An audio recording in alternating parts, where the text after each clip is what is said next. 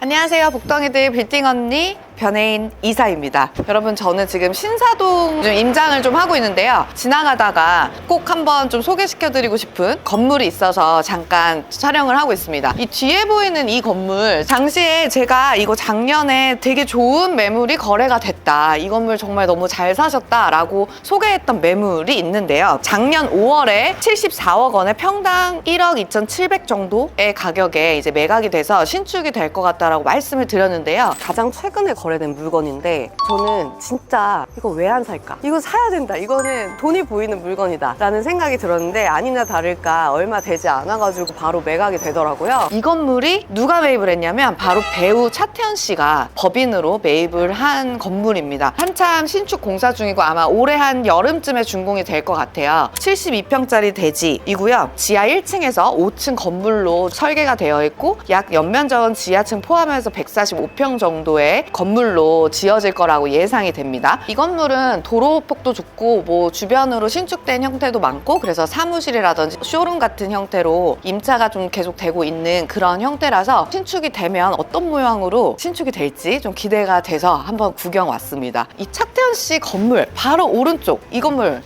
같은 경우에는 이것도 유명하신 분, 여러분 이거 아시죠? 쏘리 네, 슈퍼 아니요, 슈퍼.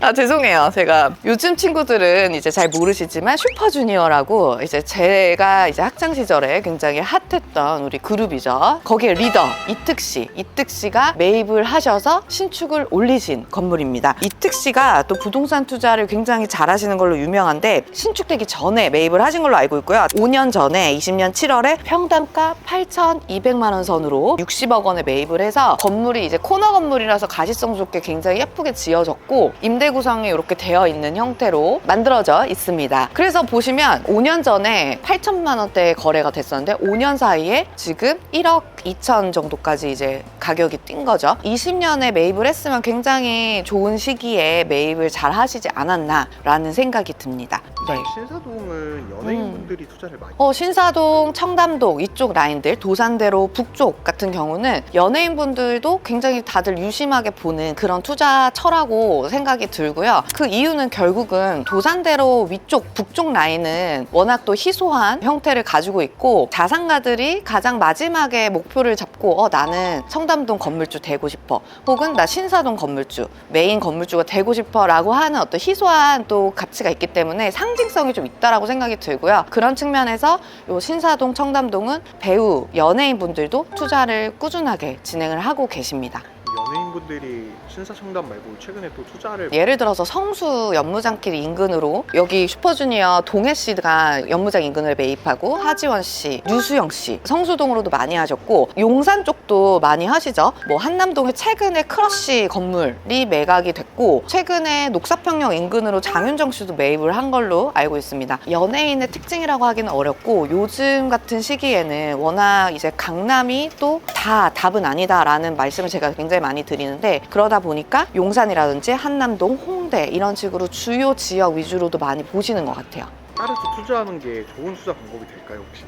근데 그거는 사실 조금 잘 모르겠어요. 왜냐면 연예인분들 같은 경우에는 본인이 직접적으로 발품을 막 많이 파셔가지고 한다라기보다는 워낙 이제 자산은 많고 바쁘신 분들이기 때문에 가족이라든지 혹은 본인이 신뢰하는 어떤 전문가한테 맡기는 경우가 되게 많은 것 같은데, 에쿼티라든지 자산이 좀 충분하기 때문에 약간 신고가를 찍고 들어가는 경우들도 되게 많거든요. 이효리 씨도 그랬고 김나영 씨도 그랬고, 늘 샀을 때 이거 왜 이렇게 비싸게 샀어? 라는 그런 평가가 많았어요. 그러니까 이게 결론적으로 뭐가 맞다 틀리다를 보기는 어려울 것 같은데, 어쨌든 최고가를 찍고 들어가는 경우가 많기 때문에 그 가격을 기준으로 판단하기에는 조금 무리가 있을 수도 있다라는 점이 있기 때문에, 연예인이 투자하는 부분에 대해서 관심을 갖는 건 전 되게 중요하다고 생각해요. 왜냐하면 연예인들은 입지나 지역적으로 안전한 곳에 투자하기 원하거든요. 그래서 어떤 입지를 본다거나 지역을 검토하시는 건 좋을 것 같지만, 그분들이 매입하는 가격에 대해서는 우리가 조금 더 객관적으로 분석할 필요는 있다라고 생각이 듭니다.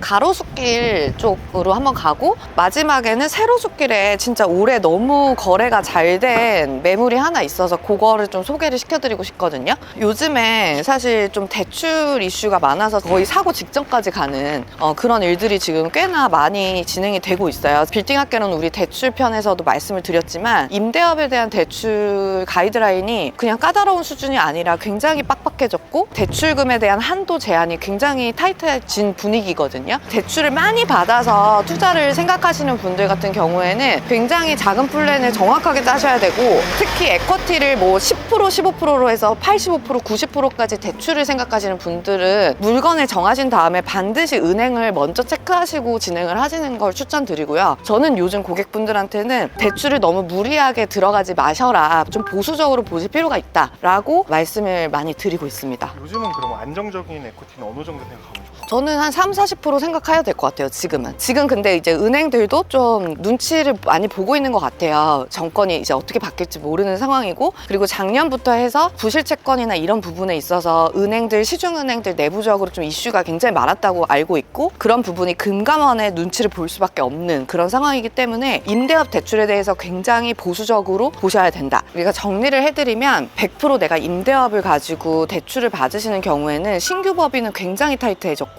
이 대표자가 가지고 있는 신용도나 자산이 많더라도 이 법인에서 매출이 원활하게 나오지 않으면 좀 검토가 힘든 상황들이 있고요. 아예 진행을 안 한다라고 말하는 은행 지점장님들도 계세요. 그래서 그런 부분은 반드시 사전에 체크를 하시는 게 좋고, 그래서 저희가 계속 말씀드리는 게 매출이 나오는 법인이면 괜찮다라는 말씀을 또 많이 드렸었는데, 지금 같은 경우에는 또 매출이 나오는 법인 같은 경우에도 임대업에 대한 대출에 있어서는 조금 보수적으로 많이 얘기가 되고 있는 것 같아서 그런 부분은 꼭 신경을 많이 쓰시는 게 좋을 것 같습니다. 그리고 다만 기회라고 생각하는 건 뭐냐면, 내가 일부 사용할 수 있거나 사옥으로 혹은 직영으로 내가 검토를 할 수 있다라고 하면 아직까지도 그런 부분에 있어서는 적극적인 대출이 나오고 있거든요. 그리고 금리도 좀 괜찮은 편이고, 사옥 찾으시는 분들 아니면 내가 직영 사용할 목적으로 건물을 매입하시는 분들은 오히려 이게 기회가 될 수 있겠다는 생각은 들어요.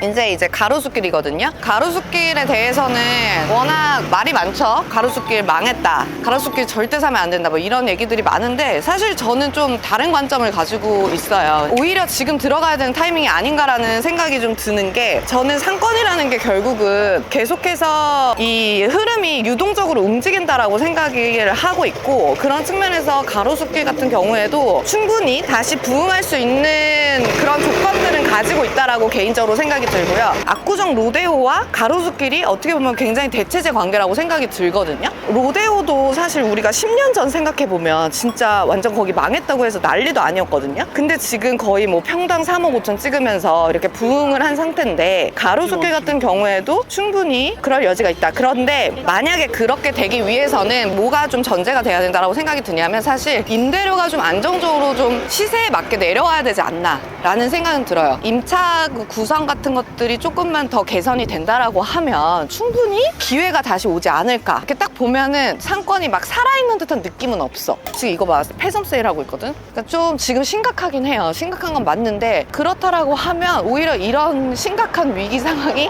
기회로 볼 수 있지 않나라는 생각이 들어서, 가로수길에 최근에 좋은 가격으로 나오는 물건들은 제가 생각하는 좋은 가격이라고 하면, 지금 가서 보는 물건이 평당 2억 1천만 원 정도에 이제 거래가 됐거든요. 평당가 2억 초반이라고 하면 저는 검토해볼 만하다라고 생각해요. 왜냐면 지금 여기 탁상감정가적으로 뭐 감정가 기준으로 했을 때 가로수길은 평당 3억 정도는 선회하거든요. 그래서 그런 측면을 고려하면 싸게 잡아올 수 있다라고 하면 충분히 상승의 여지가 있다라고 생각합니다. 최근에 손절매를 해서 좀 이슈가 됐었습니다. 제 왼쪽에 보이는 이 코너 건물, 최근에 굉장히 이슈가 된 물건입니다. 2016년이죠. 거의 9년 전에 자라의 창업주가 이 건물을 매입을 했고, 그 당시에 평당 2억 3천 정도를 주고 325억을 주고 매입을 했고, 그 당시에는 제가 기억하기로는 자라 계열의 브랜드가 여기 리테일을 쓰고 있었어요. 그러다가 이제 가로수길이 16년 이후에 뭐 한참 뜨다가 지금은 이제 이런 상황 상태가 됐고 최근에 이 건물을 무려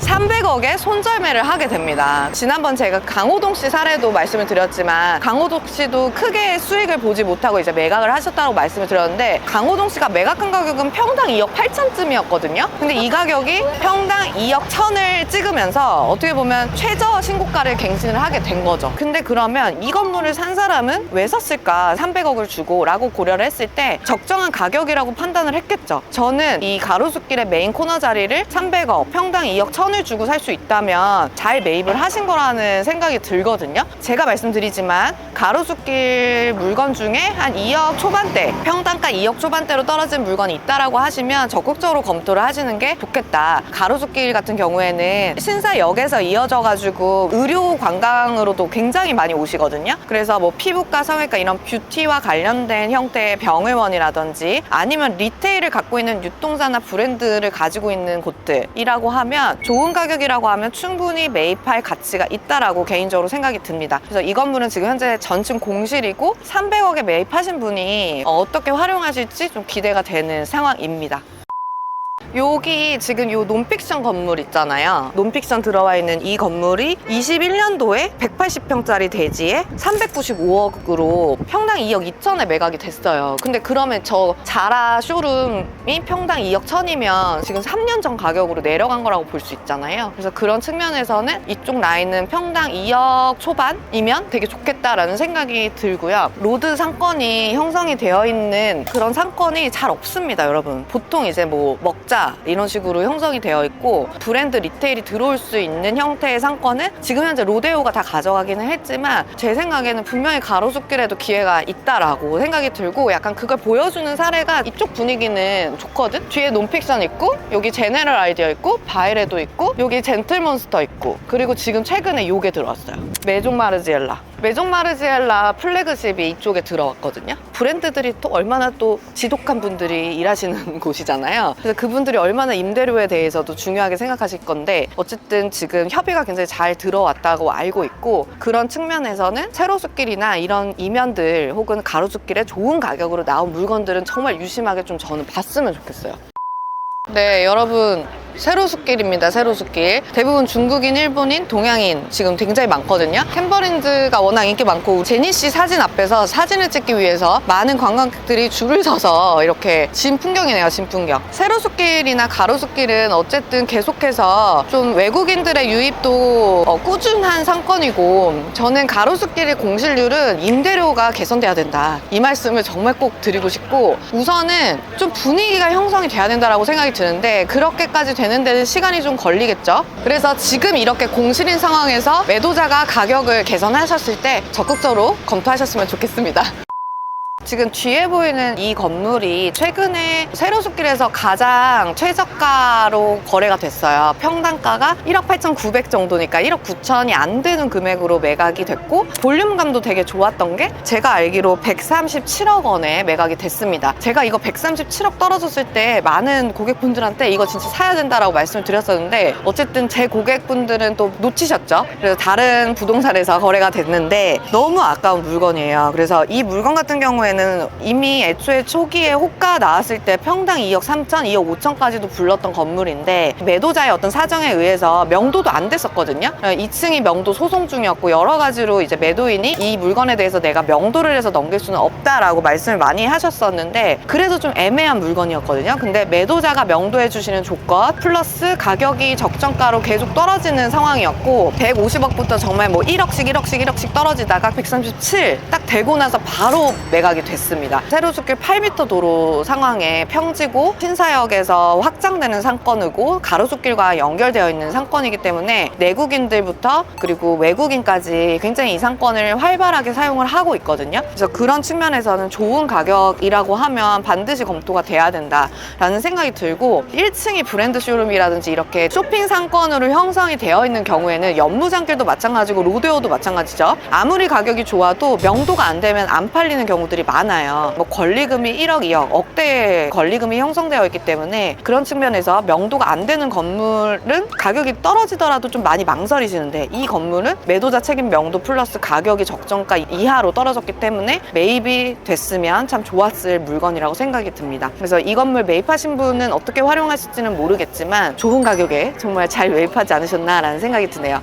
오늘 계속 말씀드리는 게 뭐냐면, 상권이 너무 좋잖아요. 그러면 연무장길 좋은 거 나와서 추천드리면 이사님 이거 상권 망하면 어떡해요? 상권 이거 계속 이렇게 좋을까요? 하고 망설이시고, 가로수길 물건을 보내드리면 거기 망해서 싫어요 라고 하시고, 그러니까 결국은 이 물건도 팔리고 나서 고객님 이거 결국은 137억에 팔렸습니다 라고 하니까 너무 좋았다 라고 하시는 분들이 많았어요. 그래서 계속 뭔가 안 사야 되는 이유들은 너무 많거든요. 그러면 내가 기준을 갖고 내가 뭘 사고 어떤 지역이 어느 정도 적정가 이하로 떨어졌을 때 내가 이걸 물건을 잡아야 되는지에 대한 기준을 세우셔야 되거든요. 근데 그런 부분을 중개인들이 굉장히 잘 알고 있고, 믿을 수 있는 중개인이라고 하시면 좋은 가격으로 떨어지고 적극 보셔야 된다라고 말씀드렸을 때 시간을 내서 임장도 하시고 좀 빠르게 움직이시는 게 좋을 것 같습니다. 좋은 물건들은 계속 팔리고 있습니다. 결국은 A급은 보다 팔린 물건이다. 그리고 결국은 그거를 매입하신 분이 차익의 주인공이 되시는 거죠. 건물 시장 선택하기 정말 힘드셔서 이렇게 상담도 많이 하시는데, 가격에 대한 기준선을 명확하게 잡고 가시는 거, 그리고 좋은 조건, 매도자 명도 조건이라든지 이 물건이 갖고 있는 단점을 해소할 수 있는 중요한 조건이 개선이 된다라고 하면 반드시 검토하시는 걸 추천드릴게요. 그러면 오늘 좋은 날씨에 오랜만에 임장 촬영했는데, 오늘 신사동 임장 촬영 도움이 되셨다면 구독과 좋아요, 알림 설정 잊지 마시고요. 댓글 통해서 소통도 많이 해주세요. 여러분들의 댓글이 아주 큰 힘이 됩니다. 여러분 모두 부자 되세요. 안녕.